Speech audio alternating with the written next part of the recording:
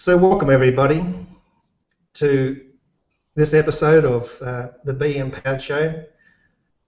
I'm your host Graham Hopkins, and the Be Empowered Show is really a conversation about what it is like to actually feel empowered, to feel connected to one's own truth as opposed to feeling separated from it.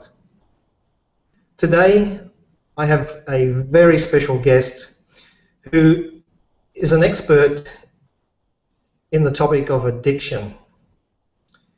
Now, I have this little theory in my mind that I want to talk about today with our guest Dawn Obrecht, because I have this theory that addiction has something to do with feeling separated from.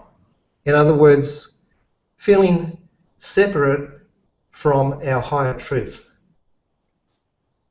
And I picked up a book from a friend of mine this morning. His name's Amir Zogi. Amir was interviewed on this Be Empowered show a few months ago. You may remember. In his book he says, "What determines who you are is how you feel deeply inside of yourself. Most people, however, let their external world determine how they feel about themselves by placing the highest value on approval and appreciation from others." Now, I'd like to introduce you to Dawn because that's my theories, and I would like her to discuss it and confirm whether I'm on the right track. So Dawn, welcome to this broadcast of the Be Empowered Show. Good morning, Graham. I guess it's not morning where you are, but it is here. Yeah, well, it's getting late. I'm in Dubai in the UAE, and there's a great time difference, but I know this, Dawn, I spoke to you last week, and I know that we're fully connected in the spirit, so I think this is going to be a great interview. Great. Well, thank you. I certainly enjoy talking with you and sharing ideas, and I like what you just read, and certainly addiction, one of my favorite topics, has a lot to do with being separate. In fact, one of the sayings in addiction recovery is, "What other people think of me is none of my business." And if you think about that, that's certainly a way to help us feel more part of. If I'm not worried about what someone thinks of me, I can really be myself and feel more connected. Yeah, I believe you say that addiction is about filling a void. So how does that connect with this feeling of separation, do you think?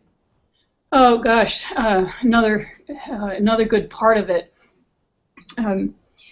If you think about what addicts do, addicts put things in our bodies. If we're addicted to alcohol, we're drinking. Addicted to pills, we're eating the pills. Addicted to food, we're constantly eating or binge eating. All of that is in the service of filling a void, an emptiness. The problem is that none of those things do it adequately. The alcohol leaks out, the pills leak out, the food gets digested and moves away, and we're still left with that void. That's a huge part of what addiction is about. We can never quite fill up. Eat more, feel empty.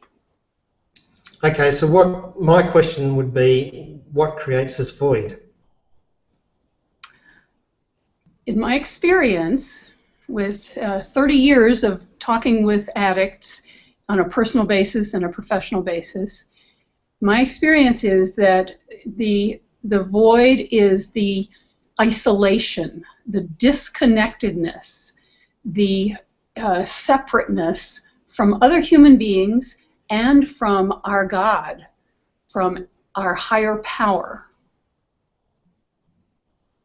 One of the other sayings in recovery from addiction is, there is a God and it's not me.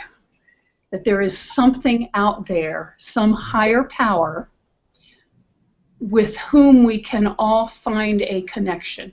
It does not have to be a religion, does not have to be a Judeo-Christian God, just some type of higher power. You know, another one of the things that we find out coming into recovery from addiction is that we've been trying to run the show ourselves. We've been trying to do the best we can do, and where did that get us? It got us in big trouble with addiction. Some people die, many people die from addiction. And if we could do it ourselves, certainly we would have done it ourselves. If we could stop using alcohol, if we could stop overeating, if we could stop using other substances, drugs of any kind. But by the time people hit bottom with their addiction, they've tried that many, many, many times. And what works is to find and access a power outside of ourselves that can help us get into recovery. My experience... No, go ahead. Why do you think that's so important, Dawn? I'm trying to get my head around why our belief in a higher power is so important to overcoming addiction. Because if we could do it ourselves, we would have done it. If an alcoholic realizes that alcohol is interfering with his life, even maybe as a teenager, as a young person, and wants to stop, why not just stop? There are plenty of people who can do that. They're not alcoholic. They're not addicted to the drug, the substance. But if it goes on, and 10 years later, 20 years later, they're still trying to stop, and I put that in quotes because we say trying is lying. You either do it or you don't do it. But they're not successful in stopping or in changing themselves, then they need some additional help. And again, I'll emphasize that the higher power concept is something outside of ourselves. Many people will not use a Judeo-Christian concept. They'll say, well, my higher power is the group of people who have found a way to be in recovery from addiction. They access that group, get help from the group, and begin to find recovery, if that makes sense. Okay, so I'm trying to, before we started this interview, I sat down and I was thinking, what is addiction? And I came up with, this is my own definition, and it's probably way off, but I'm going to give it to you anyhow, and then you can correct me, Dawn, because that's the best way I can learn. But what I wrote down is it's anything that we do repeatedly that our conscious mind cannot control as an act of our own will. Okay, that's interesting, and that's certainly part of it. I have a three-part definition that I use when I'm speaking with, certainly with medical professionals, or when I'm actually teaching a group. The first part is compulsive use. So, as an example, if pretend that I am an active alcoholic and I compulsively use alcohol, but also pretend that I have an event tomorrow morning, an exam, a race. I like to do some athletics and some races, or something that's important to me. So I don't want to drink tonight. However, I want to go to the party next door and greet some of my friends. So I make a decision that I'm not going to drink alcohol. I go to the party, and I begin by drinking a soft drink or water, and I might pull that off. I might be able to not drink. On the other hand, since part of my disease is compulsive use, when the tray of martinis goes by, I may compulsively grab one. I'm not reliable like a non-alcoholic person or an alcoholic in recovery. I cannot reliably not drink. That's an example of compulsive use. Second part of my three-part definition is an inability to control the amount used. 80 to 90% of the population, those who do not have the disease of addiction, can have a beer, a glass of wine, maybe 2 glasses of wine, and not compulsively drink the whole bottle or the whole keg or whatever it is. And for the alcoholic, that's entirely different. It makes absolutely no sense to have 1 beer, 1 glass of wine, 2 or 3 drinks over the course of a 5-hour evening. That makes no sense because the alcoholic drinks for effect, not to taste the wine. There's no point in going to a wine tasting. The alcoholic wants all of it. So an inability to control that amount. Take my first example. If I'm at a cocktail party and I have that 1 drink, I'm going to have another and another and another. The saying is 1 is too many because it triggers that thing that says, give me more, and 1,000 is not enough. And for those of you out there, if you cannot understand that, great. It means you don't have this disease of addiction. If you have had an addiction of any kind, you'll get it. Third part, 3-part definition.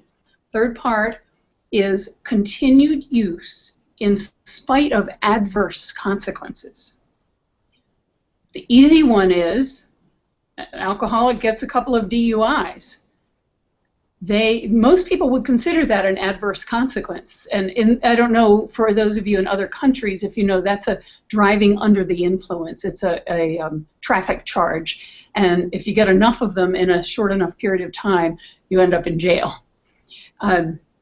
So a good alcoholic may stop driving, hire a driver, always go with friends, but he won't stop drinking.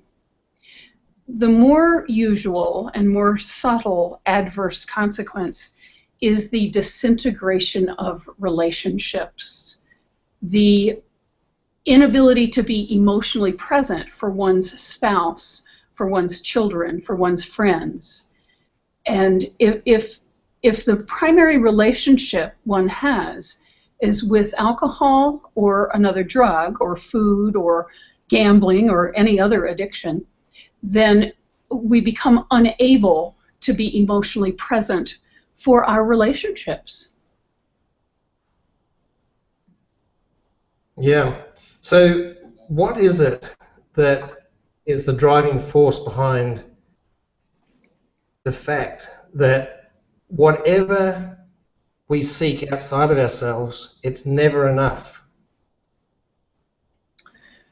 Good question. Never enough.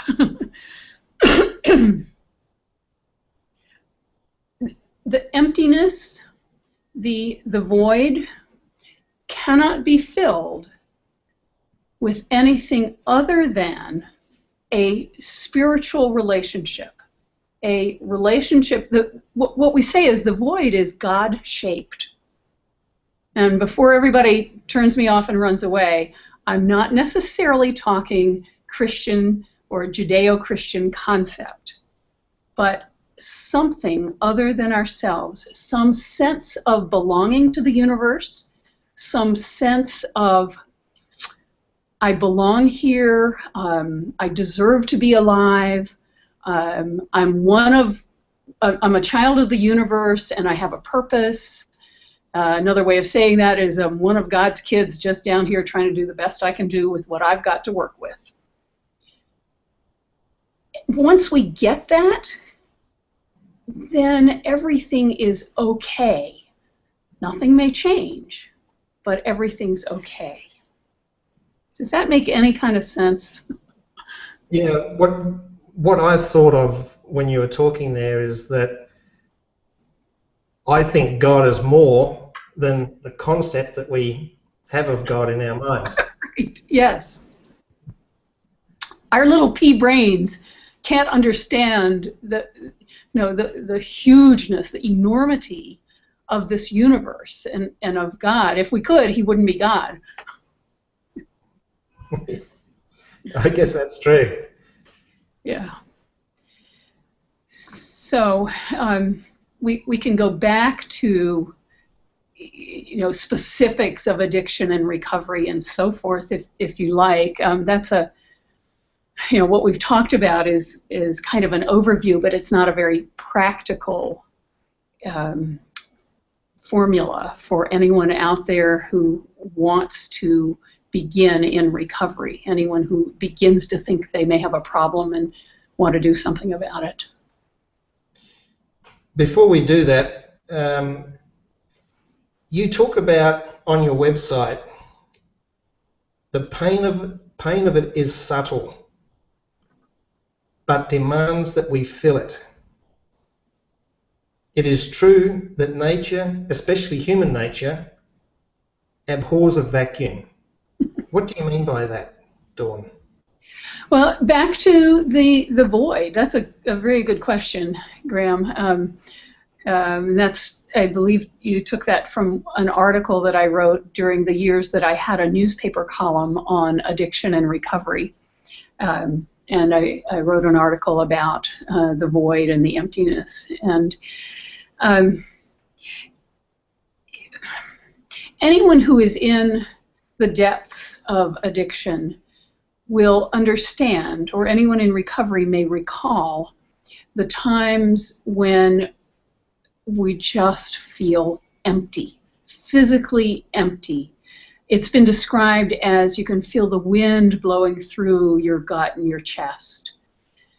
Just,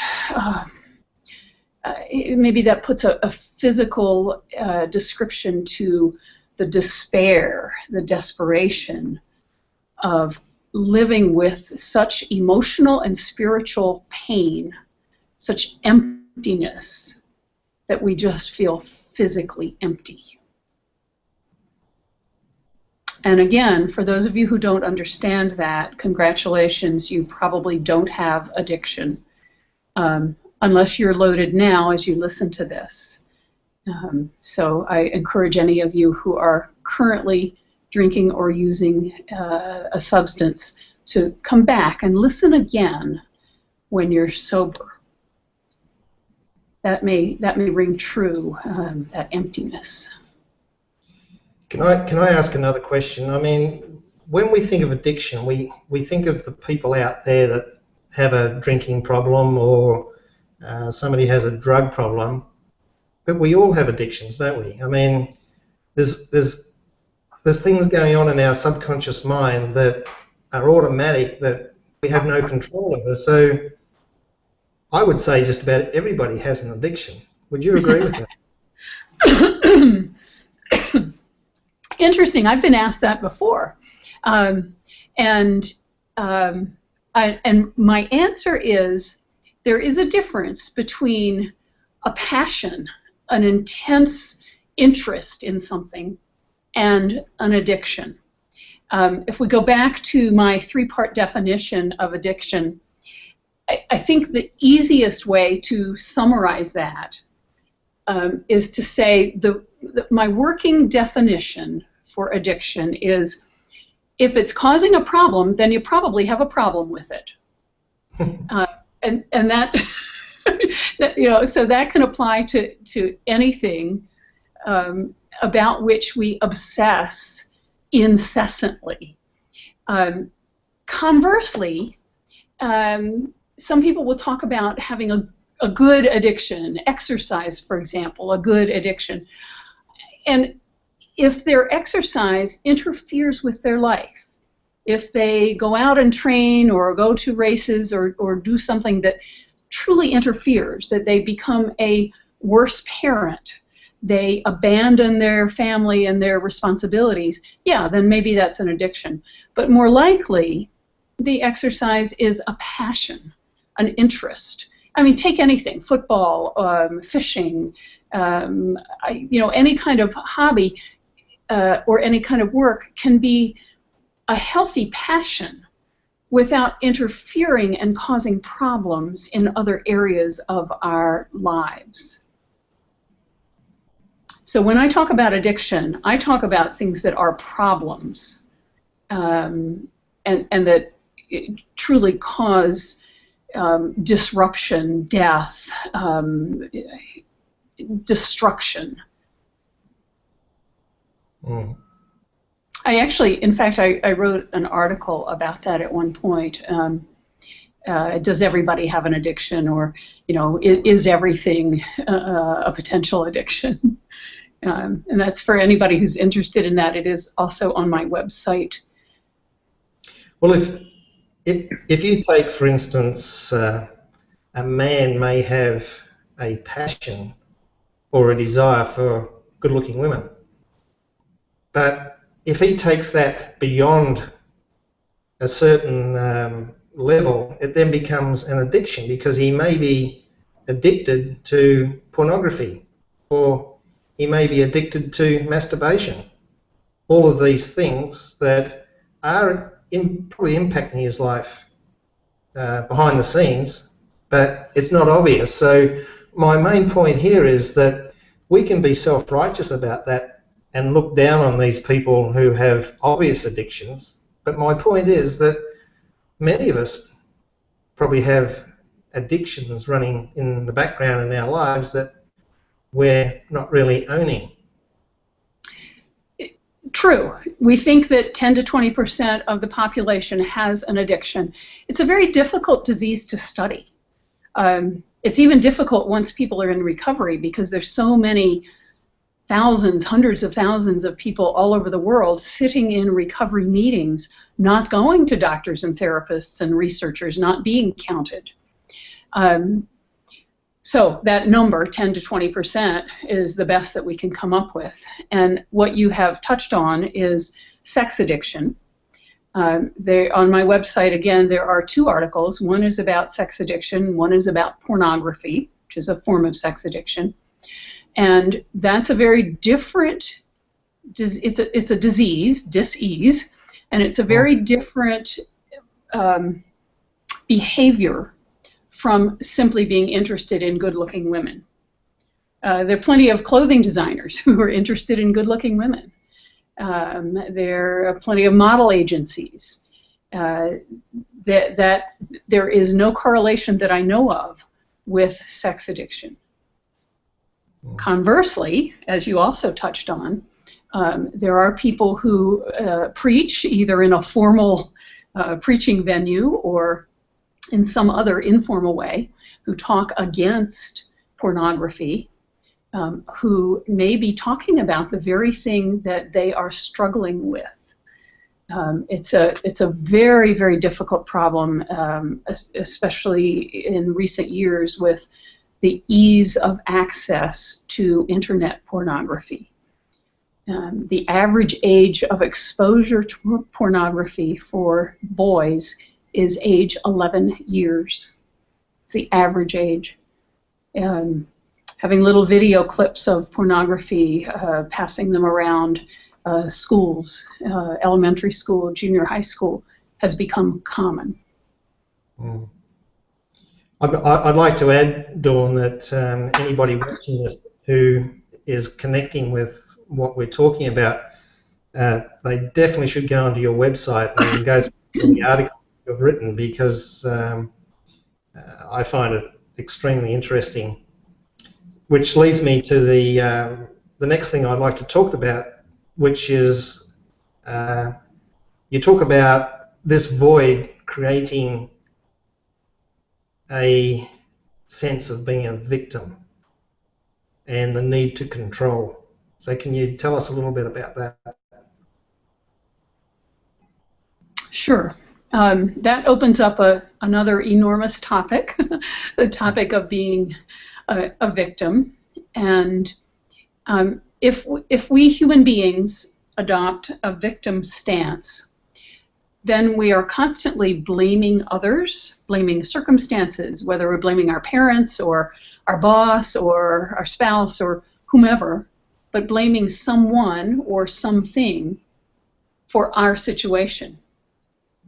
It is true that life keeps coming at us, and we all came from somewhere, and many of us did not grow up in functional households. But what good does that do us as adults to continue blaming? Getting out of the victim role and beginning to take responsibility for ourselves is crucial in growing up, in having adult, responsible, mature relationships with everyone, with our spouse and our coworkers and anyone else we come in contact with. Easier said than done. How does one get out of the victim role when it's been something that we've used for many years, been a way of life? And it's certainly one of the things that causes pain and becomes part of the void that we then try to fill with substances or behaviors or some type of addictive behavior, some type of dysfunction. And oddly enough, along with recovery from addiction, we have the option to recover from the victim state. There's something called the 12 steps. Most people in 2014 have heard of 12-step programs like Alcoholics Anonymous, Sex Addicts Anonymous, Narcotics Anonymous. And in those 12 steps, we have steps that help us, teach us how to take responsibility for ourselves. Anyone who works those steps carefully and thoroughly will come out the other side not being a victim. Dawn, is there any way that we connect being a victim back to our need to feel connected to that higher power? Oh, that's an interesting question. Do we connect being a victim with the need to connect to a higher power? I think that if we truly develop a relationship with a God of our understanding, a higher power with whom we can have a relationship and to whom we can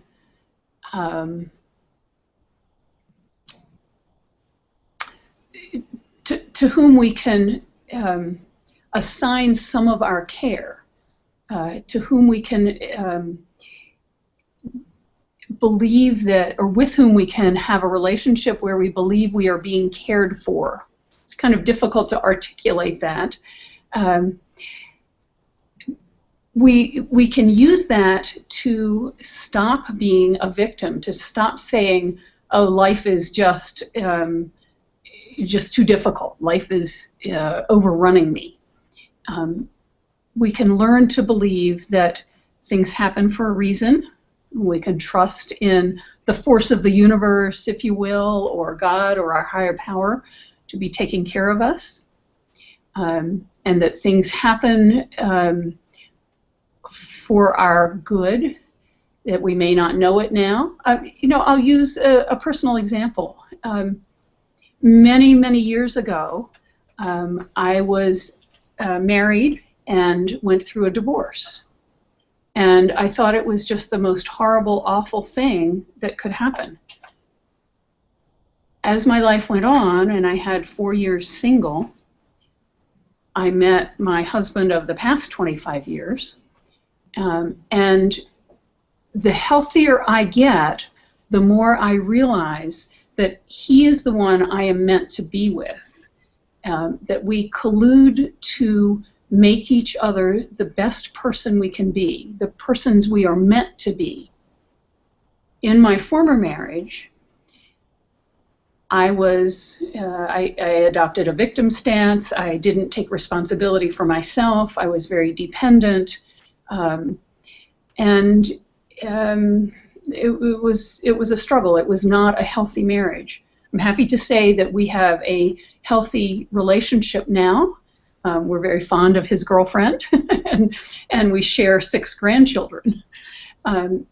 But clearly, I am meant to be with someone, in a marriage with someone who brings out the best in me.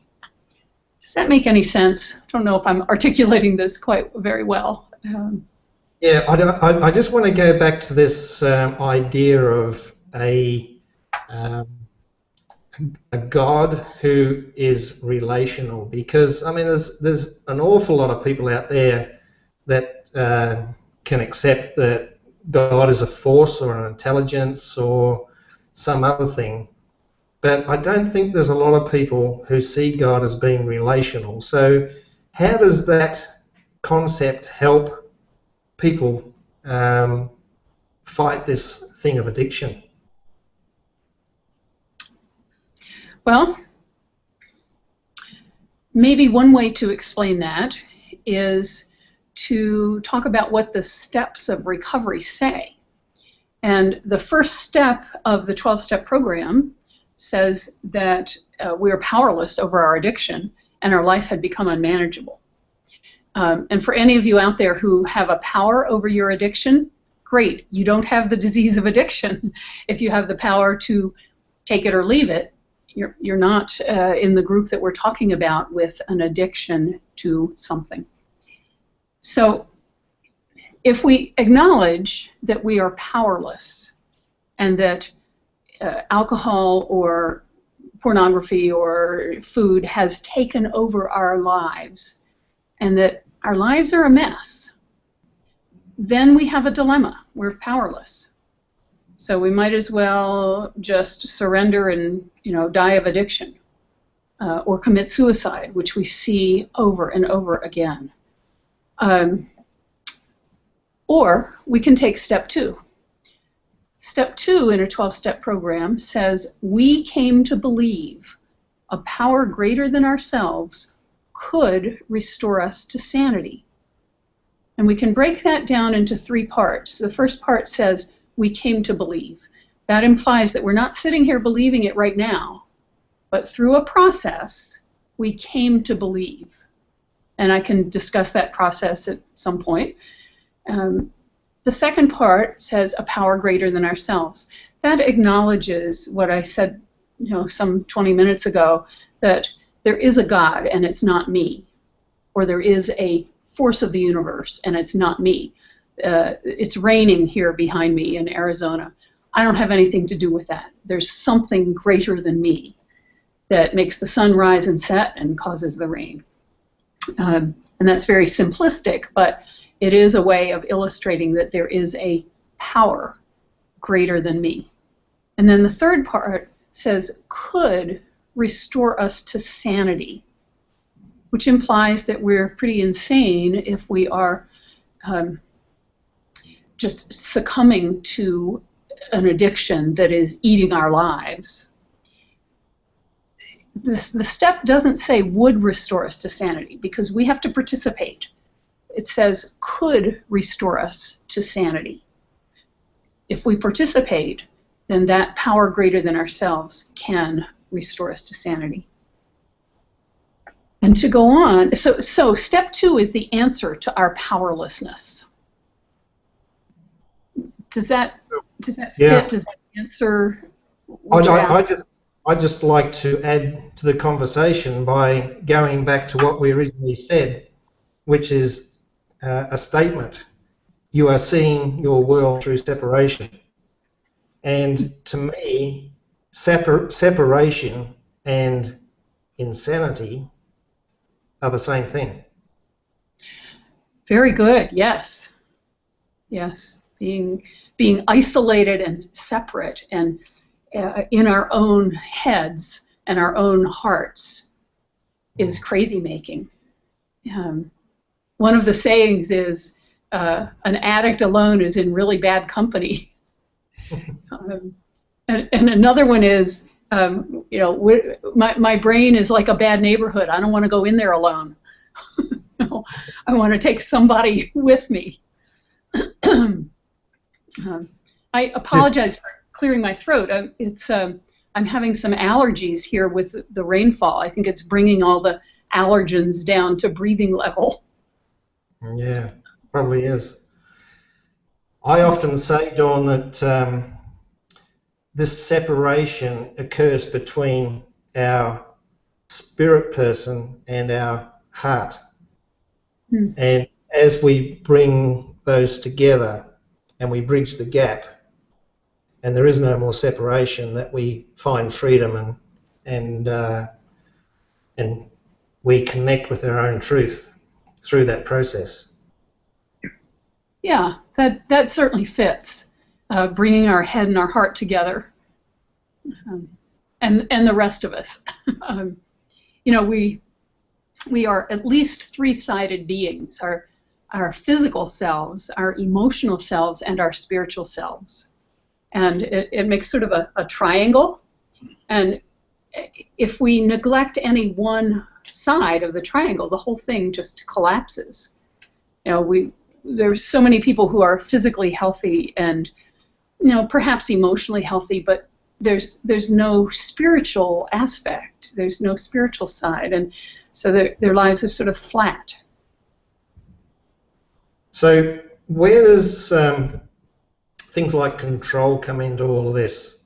And I know that you say that control is born of fear. What do you mean by that?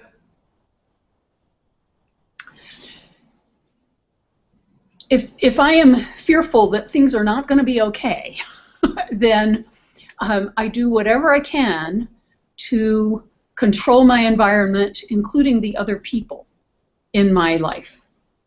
And you know, understand that I'm talking with a balance. You know, as a doctor, there are things that I do take responsibility for. Therefore, my responsibility is to control those things. For example, opening my office on time, you know, doing appropriate medical care, and you know, controlling the flow of patients somewhat.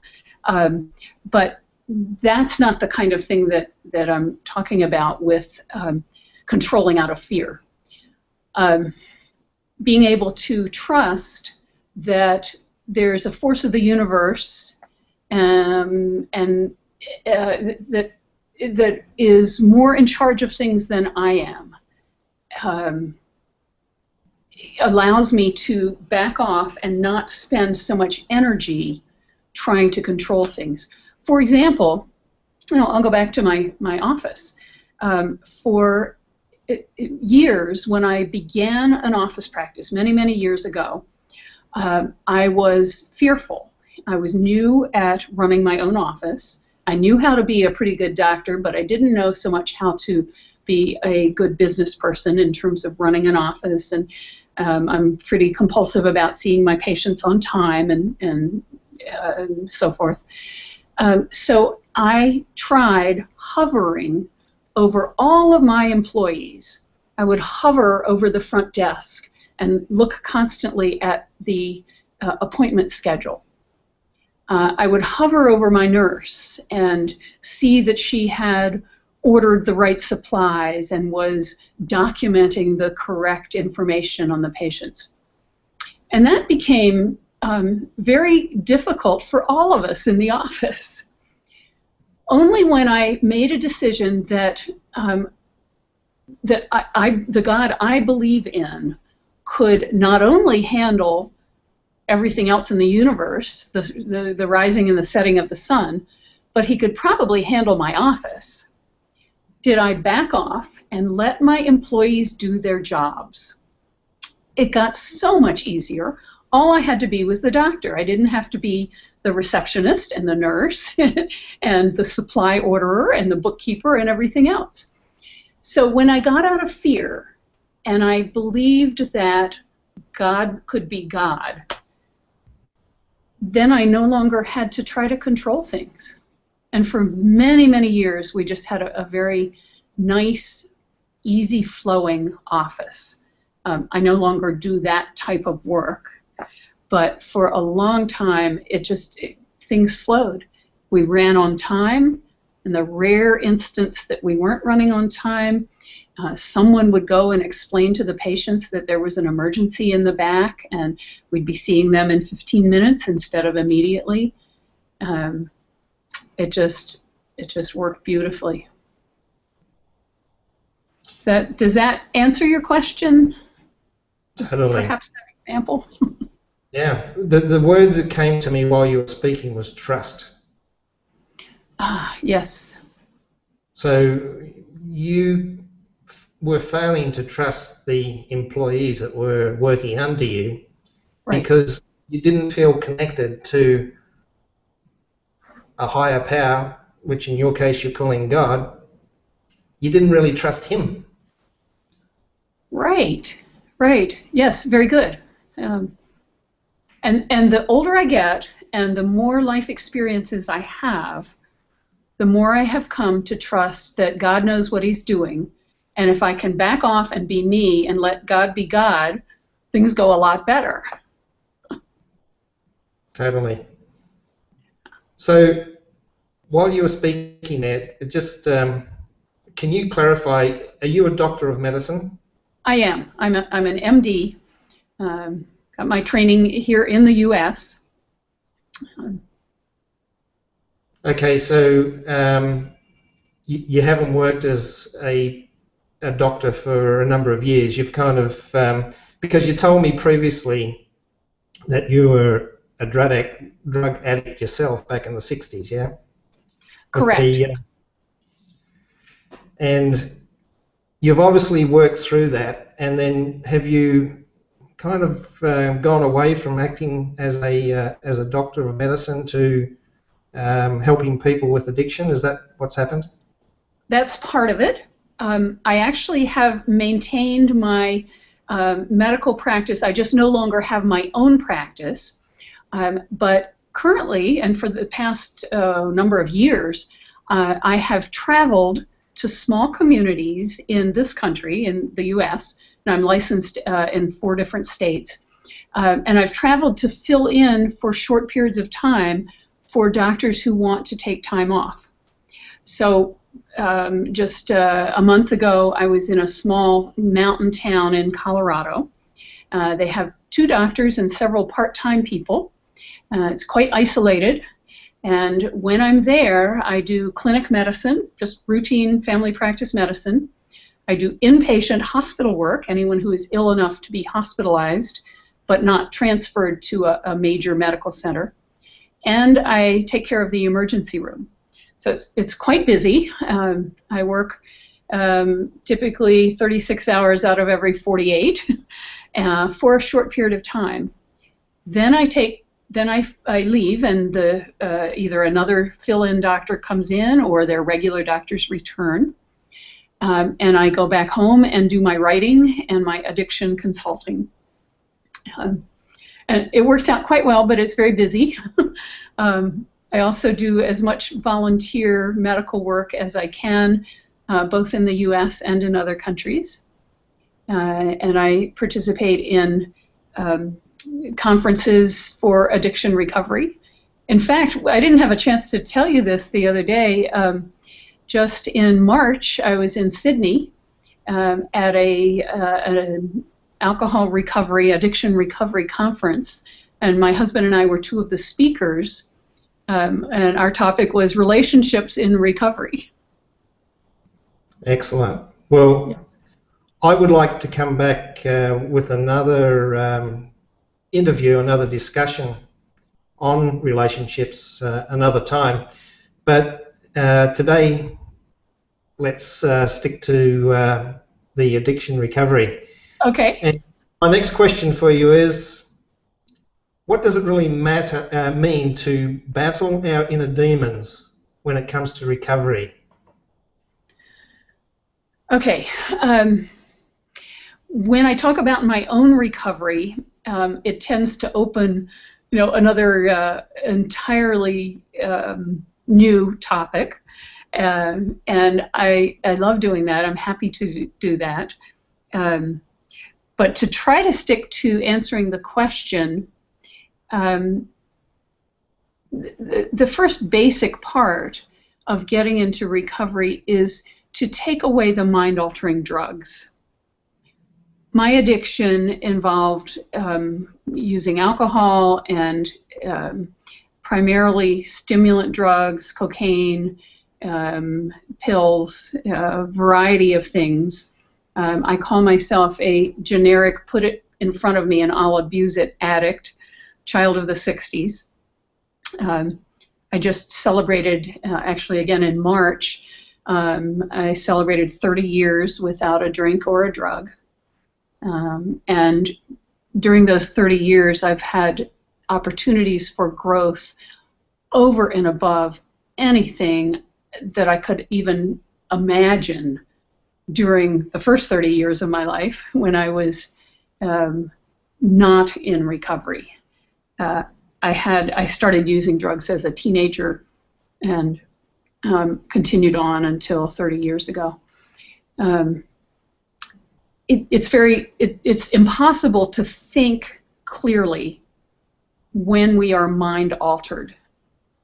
So any type of mind altering substance muddles our brain, muddles our emotions, and truly cuts us off from, the saying is, the sunlight of the spirit.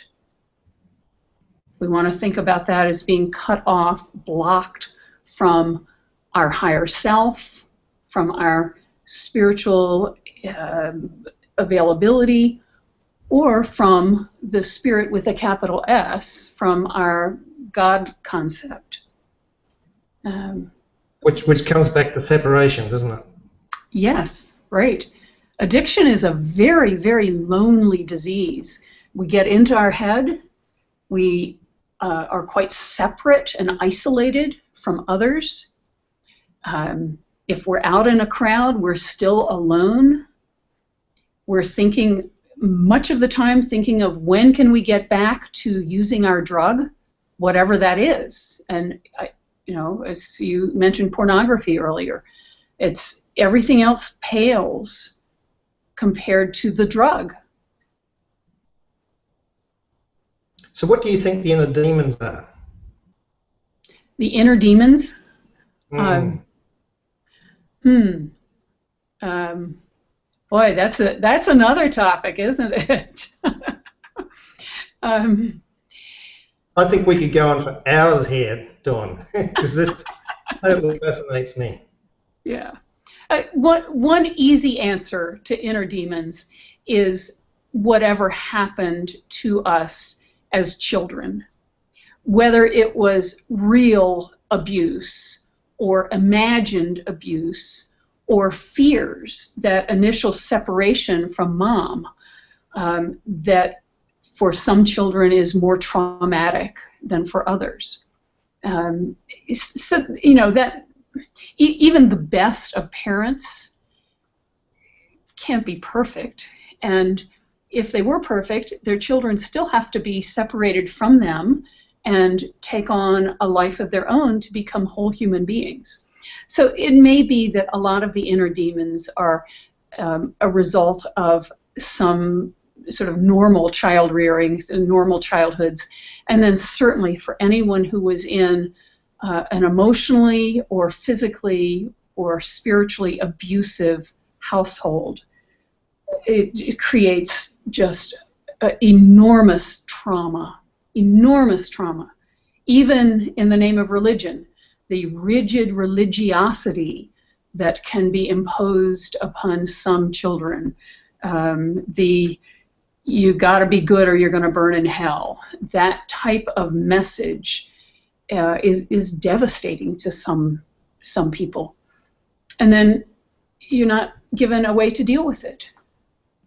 So what I think you're saying is that what we experience is really important, because it's inscribing how we think, how we feel, and how we act inscribes and intelligence into the cells of our body. Yes, and there's so much we don't know about what happens physiologically. We know that physical pain is not usually relived as much as emotional pain. Many things can trigger body memories of old emotional pain. It's very complicated and poorly known science. But there is recovery. Guaranteed, whatever it is, there is recovery. If I can do it, anybody can do it. And that's the good news, isn't it? Yes. Yeah. So here's another question. If you are a newly recovering alcoholic, should you trust yourself and your gut instinct, or should you trust your sponsor or those who give you advice instead?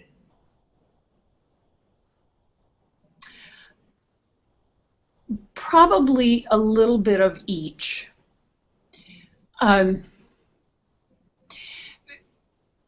One of the sayings in recovery is when we're sitting in an hour-long meeting, take what you can use and leave the rest. So when I was in early recovery and sitting in a meeting, I could listen to an hour of conversation and lots of different people each with their own experience in living life in recovery. Much of it applied to me, and much of it didn't. So whatever was useful became stuff that I could hang on to. When I was in early recovery, I had 2 small children, so I often would ask other mothers how they dealt with certain things with children. Some of it applied, some of it I said, that just doesn't fit. That doesn't work for me and my children. Other ideas were fabulous and really helped me with raising my own children. Sponsors come and sponsors go. We can hire and fire them as much as we want. I had, like I said, other mothers to talk to, but I was also practicing medicine, so I had other doctors to talk with.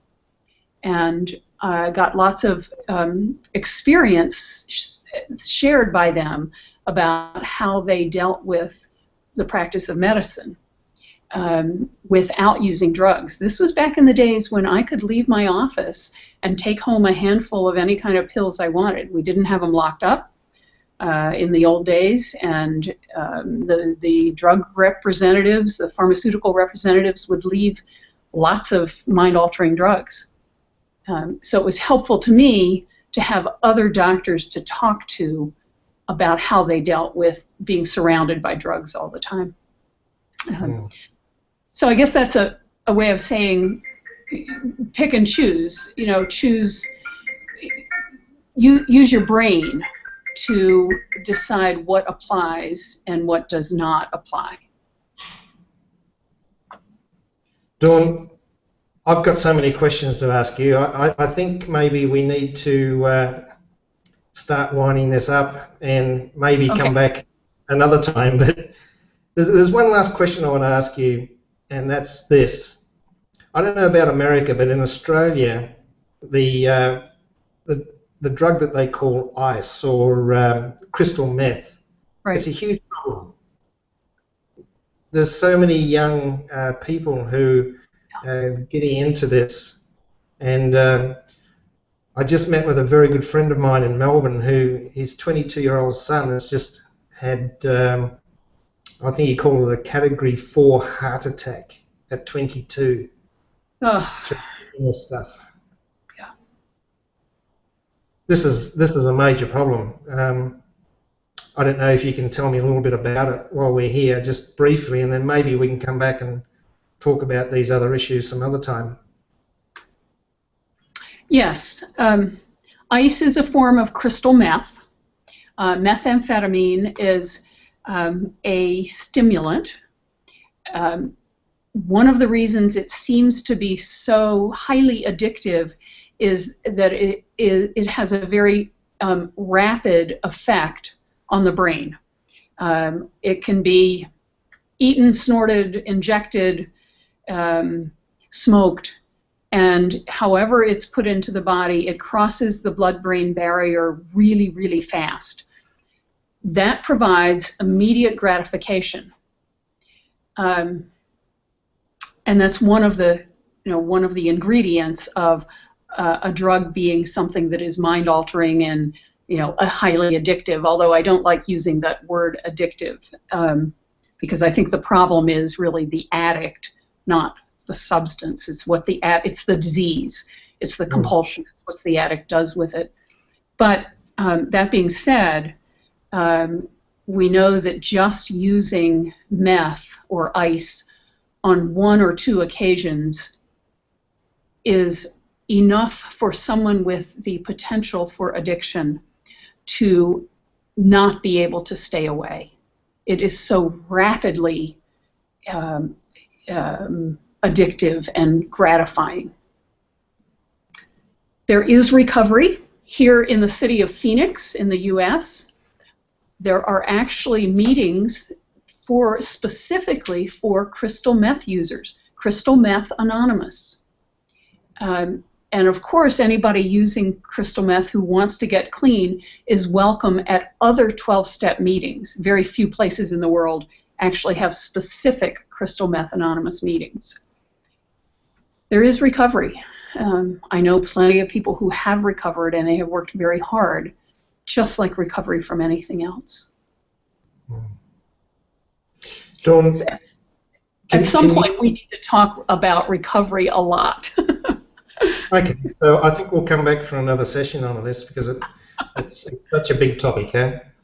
But in the meantime, can you give us a bit of a rundown on the material you have? I know you've written 3 books, and I think they've all received some type of an award, so you must be doing something right there, Dawn, with your writing. Yes, thanks. I've been very, very fortunate. I have my books here, so I'll show you. This book is called From the Edge of the Cliff, and it's available on Amazon. It's also available in audio form as well as in the form of an e-book. The subtitle is Understanding the 2 Phases of Recovery and Becoming the Person You're Meant to Be. My most recent book is called Who's Your Higher Power? Finding a God of Your Own Understanding, and its subtitle is Stories from Alcoholics and Addicts I Have Known and Loved. This book has 30 true stories from interviews that I did with people in recovery from various addictions: alcoholism, drug addiction, sex addiction, and 4 of the stories are of people who died. The other 26 are people who are alive and well in recovery today. And then my first book, this was from back in 2008, this is called Mission Possible, and it is a book about my medical mission trips, my volunteer work. And the way that it's connected to addiction and recovery is that if I were not in recovery, I would never have been able to do what I wanted to do starting at age 12 when I decided to go to medical school. I wanted to go be a missionary doctor and do volunteer work in developing countries. That's one thing we have in common because in I think 1984, 1985, I did a year in Ethiopia, and I met lots of wonderful people like yourself who had given up their time to go and help which was probably the biggest famine Ethiopia has ever had. Yeah. And such a rich experience meeting people just like you. So, Dawn, can you just tell us what's the award that you won for your last book? My last book won an award 2 weeks ago. The award was given by the Colorado Independent Publishers Association. And the category is spiritual and religious. So I'm very, very honored to have won that award. thankful to the judges who read so many books and chose mine for one of the awards. Mm. So I'd like to thank everybody for joining us today on the Be Empowered podcast. My name's Graham Hopkins. Before we go, I'd like to ask everybody out there to do me a big favour and go to iTunes, and if this has impacted you in any way, this conversation with Dawn, to leave a review there. And in doing that, it will increase the ratings on iTunes, and this message will be spread to a wider audience than it is at the moment. If you'd like to hear more about the concepts that Dawn and I have shared today, we've mentioned me. Some of them have been about separation. Others have been about being connected, feeling more worthy, feeling more intuitive. Then you can go to Amazon and download Dawn's books. I also have my own book. It's called The Manifesto of Your Inspirational Mind.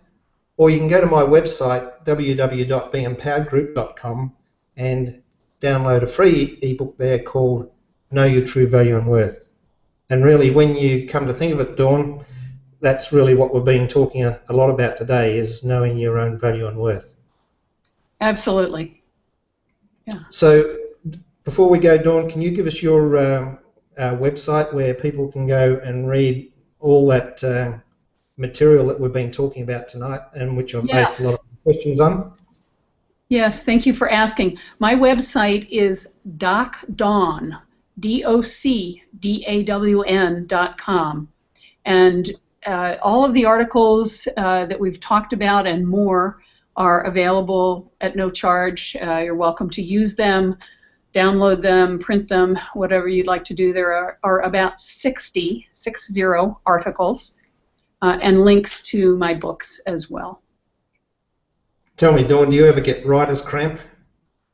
I get tired of sitting in front of the computer, but I get to get up and go play with my grandchildren.